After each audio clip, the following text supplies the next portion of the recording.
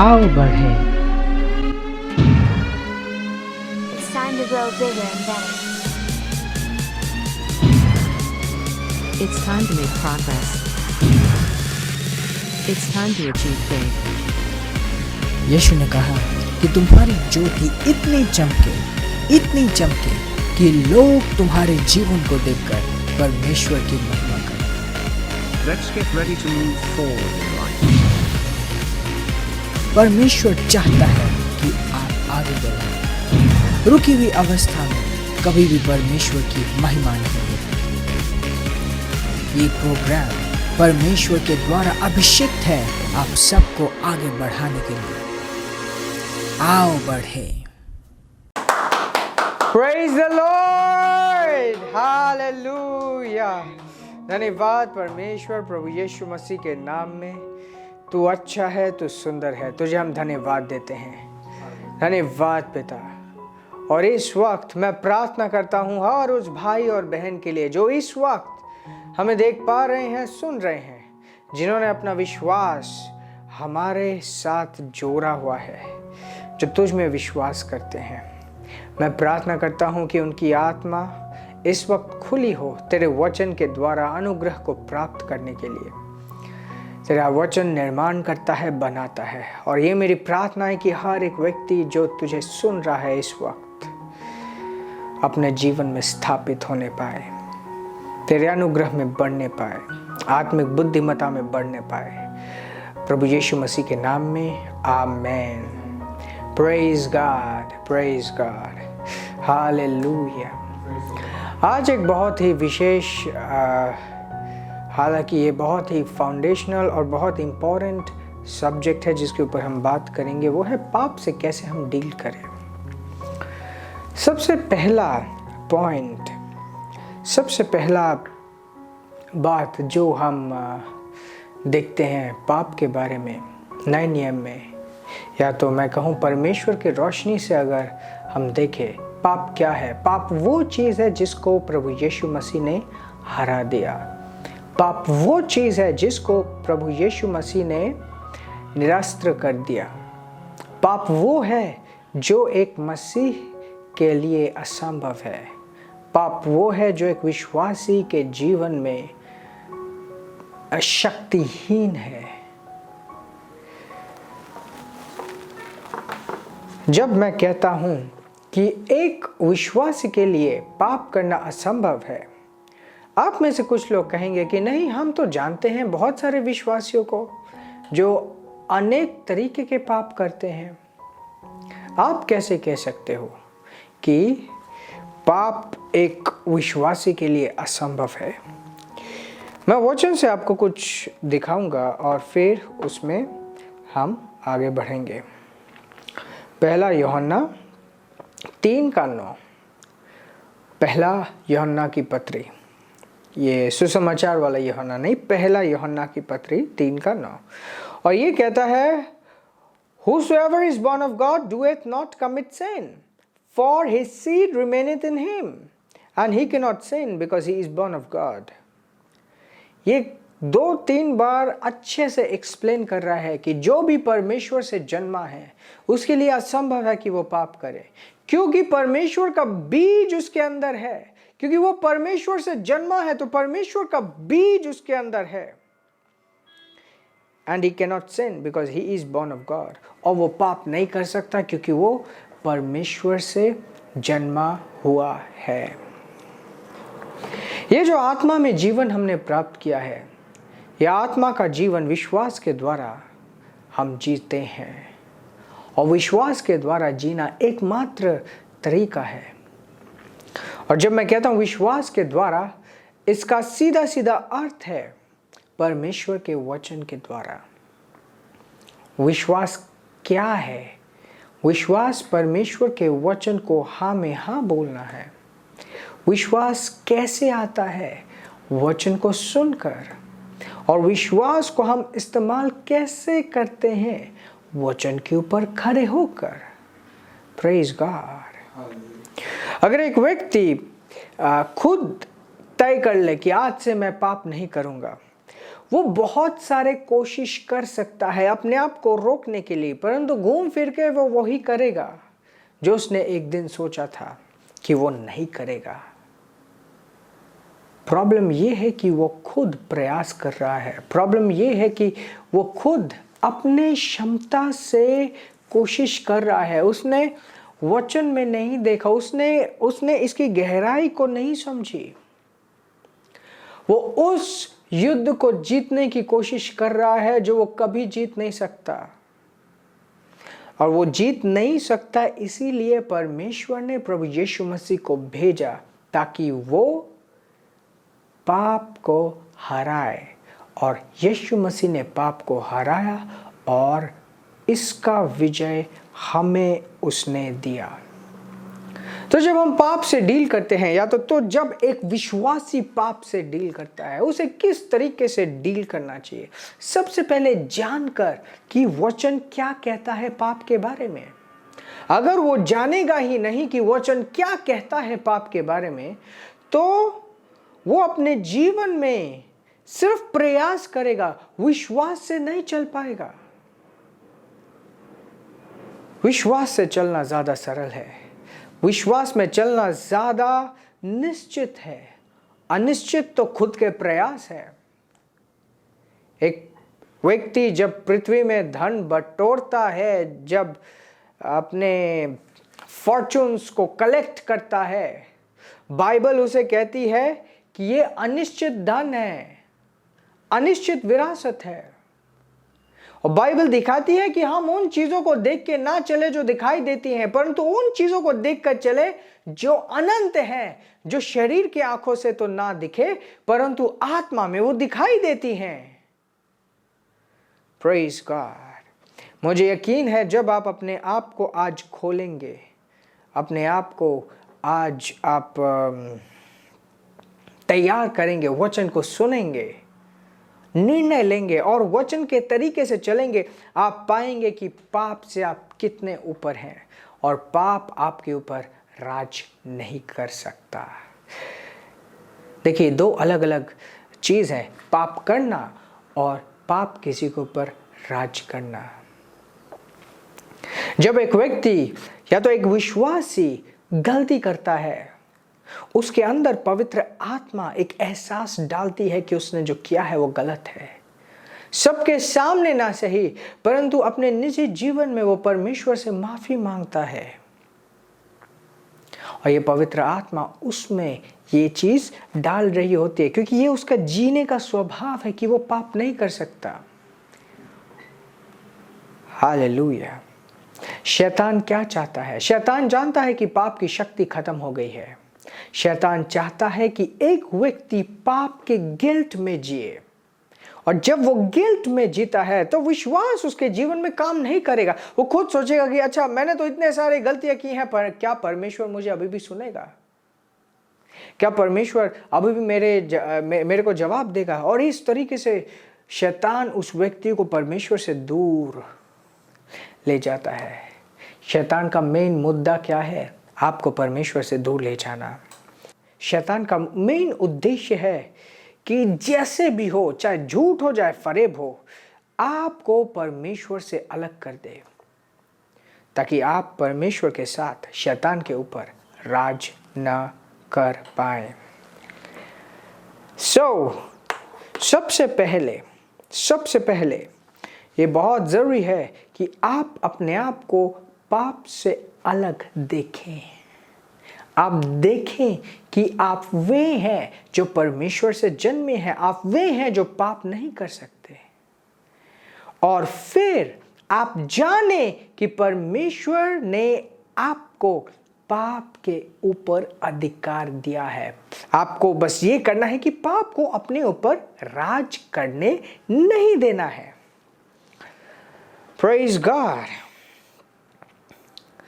सबसे पहले एक स्क्रिप्चर मैं आपके सामने रखूंगा, रोमियो की पुस्तक, मैं किंग जेम्स बाइबल से पढ़ूंगा। Romans chapter 14 verse 23। Book of Romans chapter 14 verse 23, और ये कहता है, and he that doubted is damned if he eat, because he eateth not of faith. For whatsoever is not of faith is sin. पाप के बारे में ये कह रहे हैं कि आप कुछ खा रहे हो, परंतु आप अविश्वास के साथ खा रहे हो, आप डर डर के खा रहे हो, ये गलत है, क्योंकि आप उसे डरते हुए खा रहे हो, इसलिए वो आपके लिए गलत है।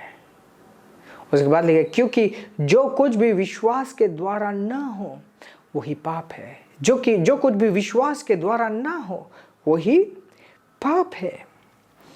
कोई भी चीज हम विश्वास के द्वारा अगर ना करें तो वो पाप है। और ये जीवन उसने हमें दिया है कि हम विश्वास के साथ जिएं।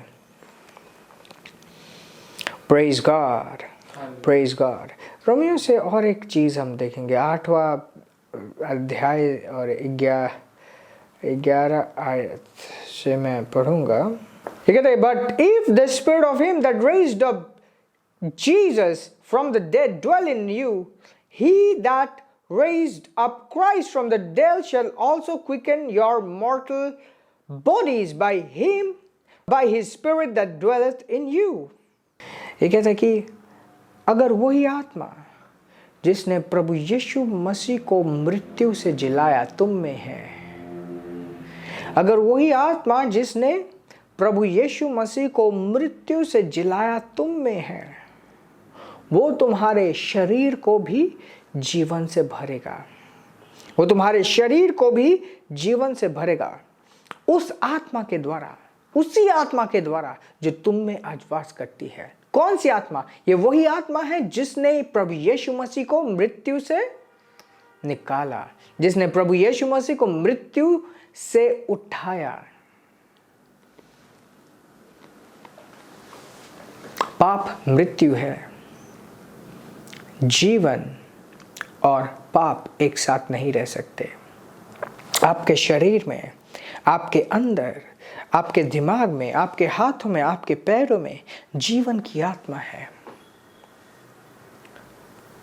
आपके मुंह में जीवन की आत्मा है। हर एक अंग में जीवन की आत्मा है। Praise God. और जब आप इसे पहचानेंगे, जब आप इसके कॉन्शियसनेस में रहेंगे, चेतना में जागे रहेंगे, बहुत सरल हो जाएगा आपके लिए पाप को अपने ऊपर राज न करने देना। और इसी अध्याय के पहले आयत को मैं दिखाऊंगा। रोमियो की पुस्तक 8वां अध्याय और पहली आयत। There is therefore now no condemnation to them which are in Christ Jesus, who walk not after the flesh but after the Spirit। अब कोई दंड नहीं है उनके लिए जो मसीह यीशु में है, जो शरीर से नहीं वरन आत्मा से चलते हैं। Praise God. बहुत बड़ा अंतर है जब एक व्यक्ति कोशिश करता है कि मैं पाप ना करूं, मैं पाप ना करूं, मैं पाप ना करूं, और दूसरा व्यक्ति आत्मा से चलने में ध्यान देता है। जो आत्मा के द्वारा चलने में ध्यान देता है, ये ऑटोमेटिक है कि पाप के रास्ते वो फिसलता ही नहीं है। परंतु जिसका ध्यान सिर्फ इसमें है कि मुझे पाप नहीं करना, मुझे पाप नहीं करना, उसी में फंसा हुआ है। दोबारा करेगा, तीसरे बार करेगा, करता रहेगा। और रोमियो की पुस्तक से, रोमियो की पुस्तक को अगर आप ध्यान से पढ़े, बहुत सारी चीज़ें क्लियर हो जाएगी। और सिर्फ पढ़ना नहीं, इसे अध्ययन करें ठीक से। 6 आयत और 10 से पढ़ता हूँ। 6:10 For in that he died unto sin once, but in that he liveth unto God।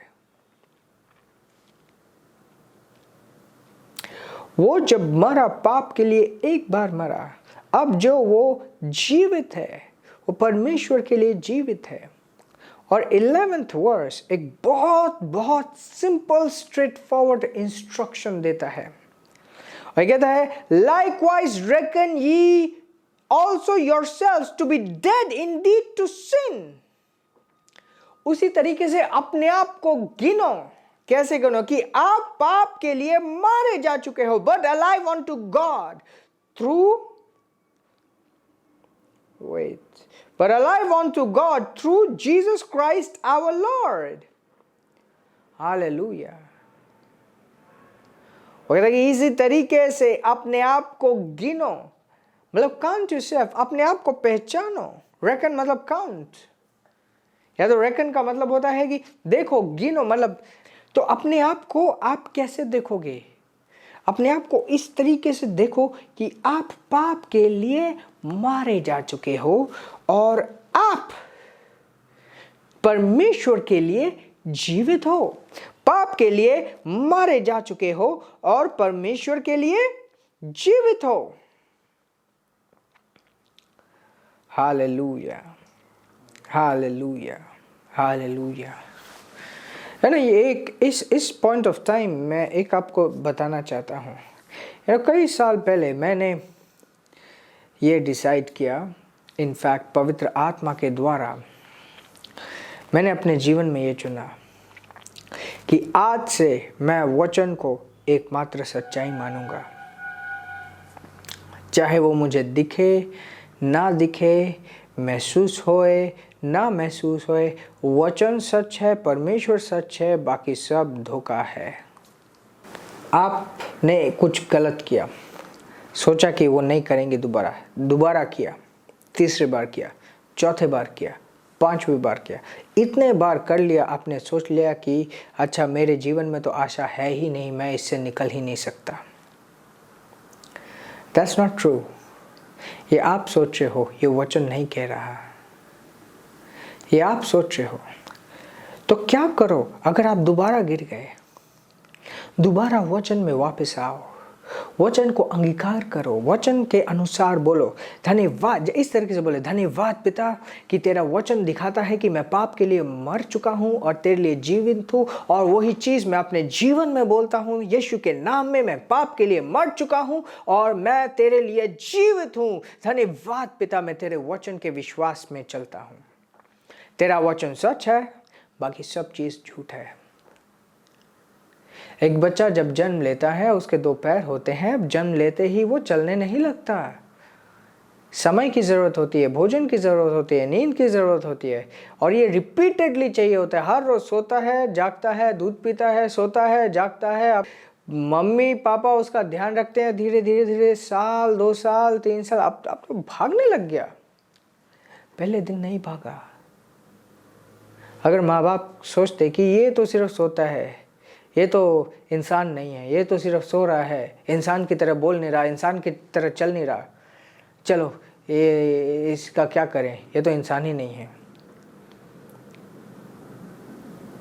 दूसरे लोग कहेंगे तुम बेवकूफ़ हो, ये तुम्हारा बच्चा है, इसे ध्यान रखना है, ये बड़ा होगा, अभी ये बच्चा है। हाँ, भी अपने आत्मिक जीवन में कहीं से आपने शुरुआत की है, चाहे 6 साल हुए हो या 60 साल हुए हो।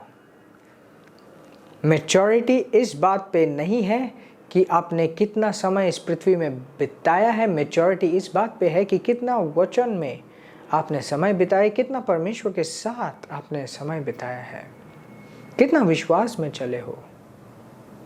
और आज नहीं तो कल आप विश्वास में दौड़ोगे। आप सिर्फ चलोगे नहीं, दौड़ोगे। क्यों? क्योंकि आप परमेश्वर से जन्मे हो।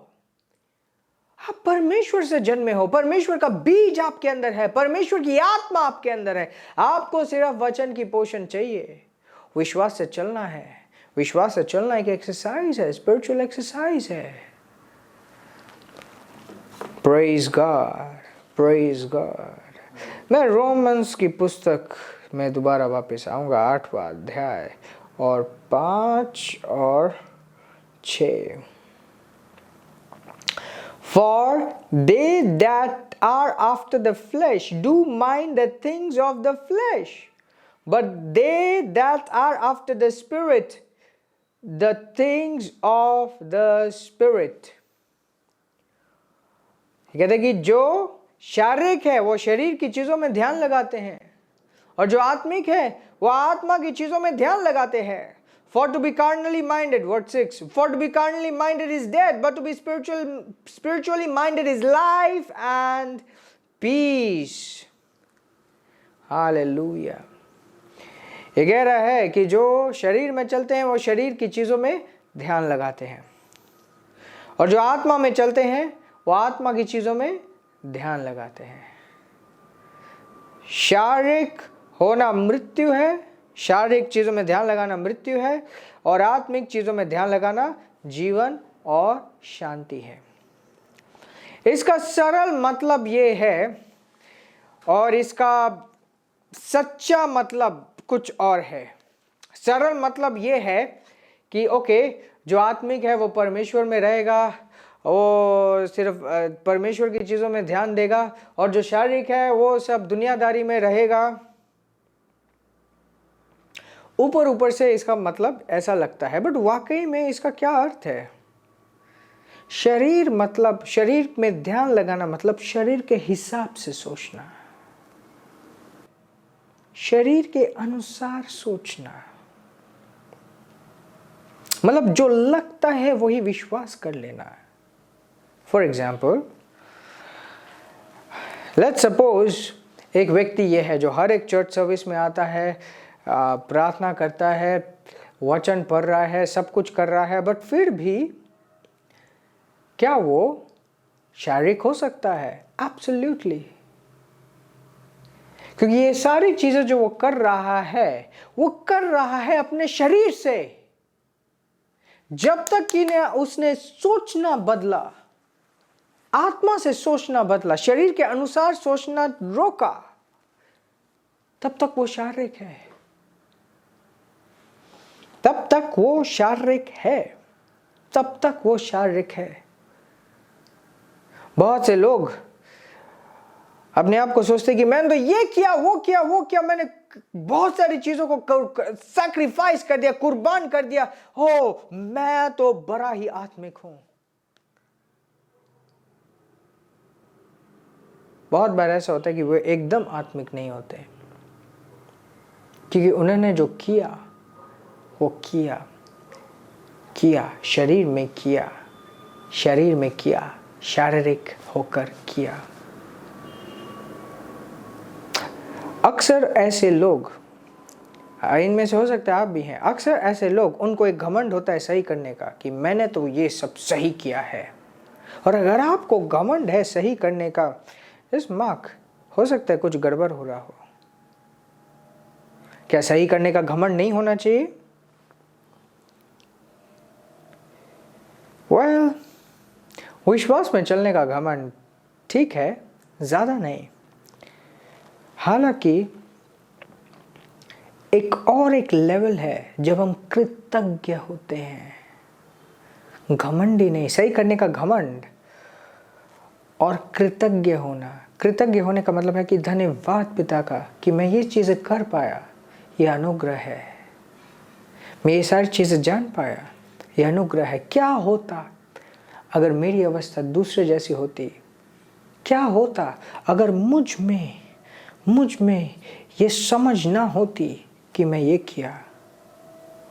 तो जब हम आत्मा में वाकई बढ़ते हैं, हम कृतज्ञ होना शुरू कर देते हैं, बाकायदा ऐसे सोच के कि मैंने ये किया, मैंने वो किया, और मुझे घमंड है, मैंने सही किया तो मैं बहुत आत्मिक हूँ. मैं आत्मिक हूँ? नो. ऐसा करने वाला व्यक्ति आत्मिक नहीं है, वो शारीरिक है. बट जब आप आत्मा के अनुसार सोचते हैं, मतलब वचन के अनुसार सोचते हैं. फॉर एग्जाम्पल, आपने एक व्यक्ति को देखा कि वो फंसा हुआ है और वो गलत कर रहा है. एंड लेट्स सी, आपने देखा कि एक व्यक्ति गलत कर रहा है, और आपको लगता है कि ये क्यों गलत कर रहा है. जब तक आप ऐसे देखोगे, आपका सोच शारीरिक है. जब आप देखोगे कि नहीं, शैतान उसके ऊपर राज कर रहा है, पाप उसके ऊपर राज कर रहा है, मुझे तो इसके लिए प्रार्थना करनी है, प्रभु यीशु मसीह ने इसके लिए कीमत चुकाई है। वाकई में आप वचन की नजर से देखना आरंभ करते हो, वह है आत्मा की चीजों में ध्यान लगाना। Praise God. आपको किसी को कुछ दिखाने की जरूरत नहीं है, ना ही खुद को दिखाने की जरूरत है। आपको बस ये मानने की ज़रूरत है कि मुझे वचन जो दिखाता है उसे ही एब्सोल्यूट ट्रूथ मानना है, और जो मैं सोच रहा हूँ या सोच रही हूँ इतने सालों से, इतने वर्षों से, उसके सामने वचन की सच्चाई ज़्यादा सच्चाई है। उसके अंदर वचन की सच्चाई ज़्यादा सच्चाई है। और इनफैक्ट ऐसा एक बार हुआ जब एक वेश्या ने प्रभु यीशु मसीह की आराधना की, और दूसरे लोग सोचने लगे कि क्या ये प्रॉफिट नहीं जानता, ये वेश्या को अपने पास क्यों आने दे रहा है। तो यीशु ने कहा, एक उदाहरण दिया। राजा ने 2 लोगों के जो डेट थे, कर्ज थे, माफ किए। एक का कम कर्ज था, एक का ज़्यादा कर्ज था। पूछा कि किसको ज़्यादा माफ किया? जिसका कर्ज ज़्यादा था?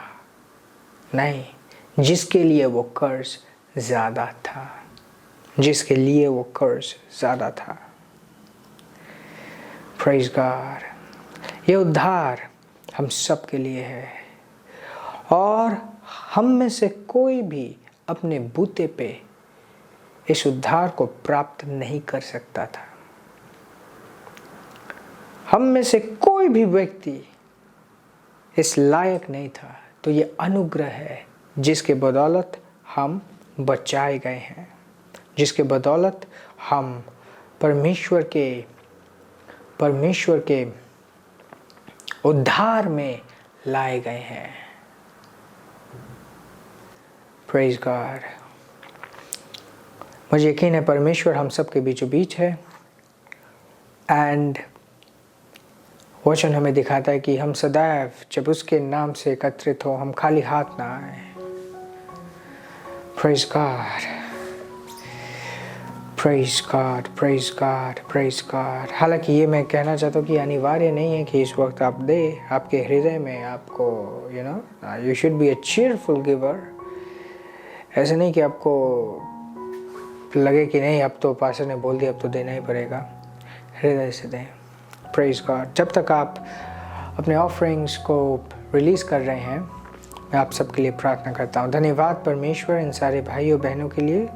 मैं प्रार्थना करता हूँ प्रभु यीशु मसीह के नाम में कि ये अपने जीवन में तेरे वचन को थामने पाए, तेरे वचन के द्वारा ये सीखे हैं आज, उनमें चलने पाए, उनमें विश्वास करने पाए, उसको अपने जीवन की छवि और सच्चाई मानने पाए।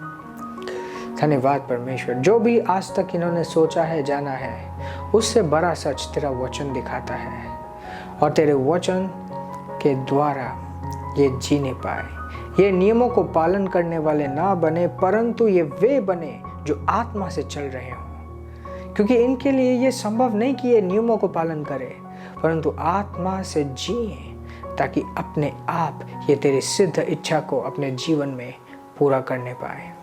धन्यवाद देता हूँ पिता, प्रभु यीशु मसीह के नाम में, आमीन। और उन सब के लिए मैं प्रार्थना करता हूँ जिन्होंने अपने बीजों को, अपने भेंटों को, अपने धन्यवाद की भेंट को अभी दिए हैं, जिन्होंने टाइट्स दिए हैं। मैं प्रार्थना करता हूँ कि वे अपने जीवन में और बढ़ें, तेरे वचन के अनुसार कटनी काटे,